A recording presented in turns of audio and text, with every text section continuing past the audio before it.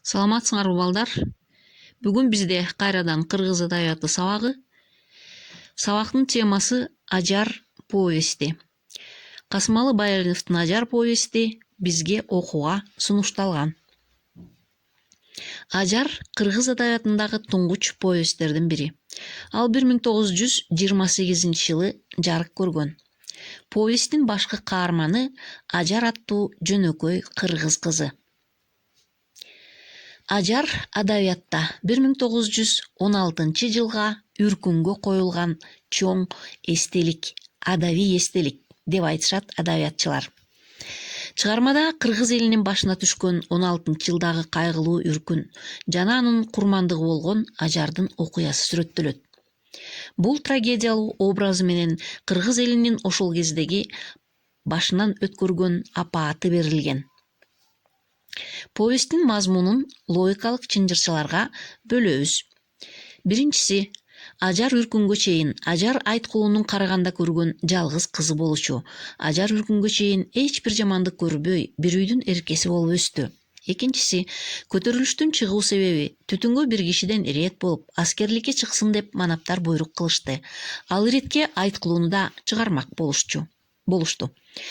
Үчүнчүсү, эл менен падышалык Россиянын солдаттарынын ортосундагы кагылыш сүрөттөлөт. Ал эми төртүнчүсү, Кытайга качкан элдин жолдогу көргөн азабы. Эл Тяншандын Бедел, Бирикти, Көгүрим, Ак өгүз ашууларына бөлүндү.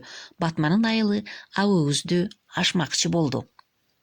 Мына ушундай окуяларга бөлөбүз. Андан ары 5-чи, бөтөн өлдү элдин көргөн күнү журт Турпанга түштү.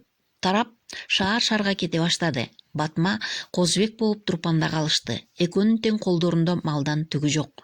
Эми кантишмек? Ал эми 6-чы чынжырча Ажардын энеси Батманын өлүмү. Ажардын колдон колго өтүп сатылышын текст аркылуу далилдеп өтөбүз. 7-чиси, Ажардын качып чыгышы. Карышкырга жем болуу эпизодун өз алдыбызча көркөм окуйбуз. Мына ушундай 7 бөлүмдөн турган чынжырчаны аяктасак, мазмун аяктайт.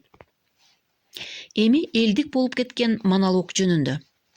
Кылымга тете убакыттан бери мектеп окуучулары Ажардын монологун жадыбалдай жаттап, жүрөк сыздата анын образына кирип, көркөм сөздүн сыйкырына арбалып келет. Ажардын монологу. Жаным апа, тур. Жетим тайлактай боздоп, жетимсиреп, артыңда калган жалгызың келип, жалооруп жаныңда отурат. Жалгызыңдын сөзүн ук, ая. Жалгызың бүгүндөн баштап ата-бабасы тааныбаган бүтүн журттун бирөөнө башы байланганы, ага сатылганы жатат. Андан куткар, ал азапты көрсөтпө, койнуң ал, ач койнуңду. Кантейин, эң болбогондо тең туш болсо, кыздын барар жери күйөө дегендей, жаттыгына карабай мейли деп да коет элем. Бирок ал маркум атамдан да карыган киши экен. Ага канткенде барам, кантип аны өмүрлүк жолдош кылам, андан канткенде кутулам. Кимден кеңеш, кимден жардам сурайм? Айт апа, мага айла тап. Менин сенден башка барар жерим, таянар тоом, жашынаар караган бутагым калбай калды.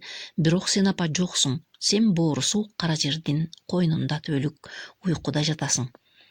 Мына ушул монолог жүрөк титиреткен. Бардык адабиятчыларды, окуган окурмандарды 100 жылга жакын убакыттан бери толкундантып келет. Үй тапшырма. Келгиле балдар. Эркиндик эңсеген кыздын тагдыры жөнүндө айтылуу чакан чыгарманын мазмунун окуп чыгалы деп кайрылар элем. Бул 81-92 бетке чейинки текст.